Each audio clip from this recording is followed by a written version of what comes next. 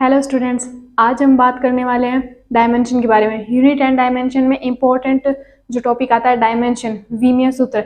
यहाँ पर हम कुछ भौतिक राशि, कुछ क्वांटिटी दी गई है जिनकी डायमेंशन देखने वाले हैं। यहाँ पे सबसे पहले बात करते हैं वेलोसिटी की। वेलोसिटी को v से डिनोट किया जाता है। फॉर्मूला की बात करें तो वेलोसिटी होता है डिस्प्लेसमेंट अपॉन में टाइम। डिस्प्लेसमेंट जो कि लंबाई में होता है, जिसकी यूनिट हमने लिखी है मीटर, और टाइम जो कि सेकंड में होता है, तो हमारी यूनिट बनती है वेलोसिटी की यूनिट मीटर पर सेकंड। इसकी डायमेंशन देखें तो ये फर्स्ट जो m है ये डिनोट करता है मास को, l डिनोट करता है लेंथ को, और t डिनोट करता है टाइम को। यहाँ पे हम डायमेंशन बनाए तो 1 मीटर है और 1 ही सेकंड है, तो मीटर का L1 हो गया और सेकंड अपॉन में होने के कारण यहाँ पे हो जाएगा t-1। तो वेलोसिटी की डायमेंशन देखें तो होगी m0 L1 t-1। इसी प्रकार बात करें एक्सेलरेशन की, एक्सेलरेशन को a से डिनोट किया जाता है, और एक्सेलरेशन फॉर्मूला होता है वेलोसिटी अपॉन में टाइम। एक्चुअली हम बोल सकते हैं चेंज इन वेलोसिटी अपॉन में टाइम। वेलोसिटी अपॉन में टाइम, वेलोसिटी का हो गया मीटर पर सेकंड है, वेलोसिटी का मीटर पर सेकंड, और जो ये एक एक्स्ट्रा सेकंड आ रहा है ये इस नीचे टाइम के कारण आ रहा है। डायमेंशन की बात करें तो यहाँ पे मास की कोई क्वांटिटी नहीं है, कोई यूनिट नहीं है, तो मास 0, लेंथ 1 है तो L1, और टाइम 2 बार है वो भी अपॉन में, इसलिए t-2।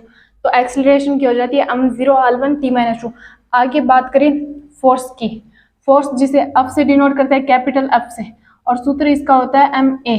m मतलब मास, a मतलब एक्सेलरेशन। तो मास का हम लिख देंगे किलोग्राम।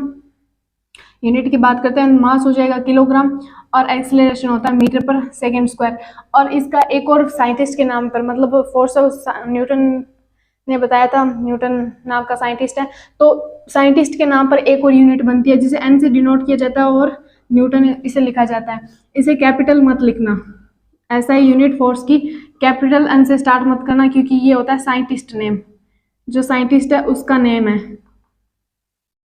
हम ऐसा यूनिट के लिए इसका स्मॉल n यूज करेंगे। हाँ, डिनोट करने के लिए हम कैपिटल n शो करते हैं।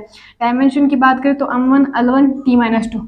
एक मास है मीटर, लेंथ भी 1 और टाइम 2 है। वर्क और एनर्जी, वर्क और एनर्जी बेसिकली इनकी दोनों की यूनिट सेम होती है, ऐसा यूनिट इसलिए इनके एक साथ ही डायमेंशन लिख दी है। वर्क का होता है फोर्स इंटू डिस्प्लेसमेंट, और एनर्जी टोटल एनर्जी होती है kinetic energy plus potential energy. Potential energy जिसे यू से शो किया जाता है।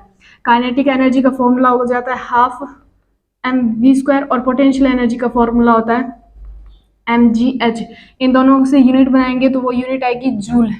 जूल से आगे देखें, मतलब वर्क और एनर्जी की सेम यूनिट होती है जूल, जिसे जे से डिनोट किया जाता है। अगर इनका डायमेंशन देखें तो वो होता है m1 L2 t-2। दोनों का सेम डायमेंशन बनता है। आगे होता है एरिया।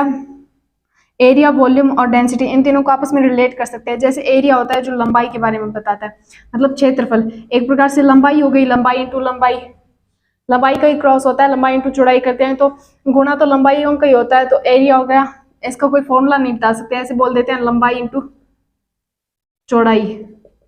दोनों ही क्या लेंथ है, इसलिए हम मीटर स्क्वायर कर रहे थे, और मीटर स्क्वायर का ओनली L2 आता है। वॉल्यूम की बात करें तो इसका ही सेम वैसे ही होता है, वॉल्यूम मतलब आयतन।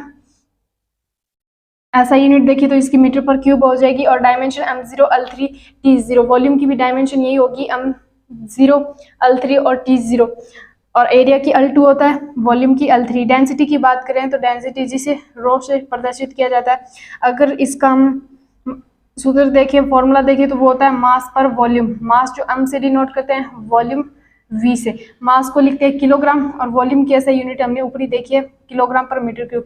किलोग्राम के कारण एक m आएगा, और लेंथ इसमें कितनी है 3 है, जो अपॉन में उसके कारण -3 आएगा, m1 L-3, और टाइम की इसमें कोई यूनिट नहीं है तो t0। इस प्रकार ये कुछ हमने 7 देखी है, बेसिकली 8 हो गए वर्क और एनर्जी को अलग अलग ले, तो वैसे हमने 7 डायमेंशन देखी।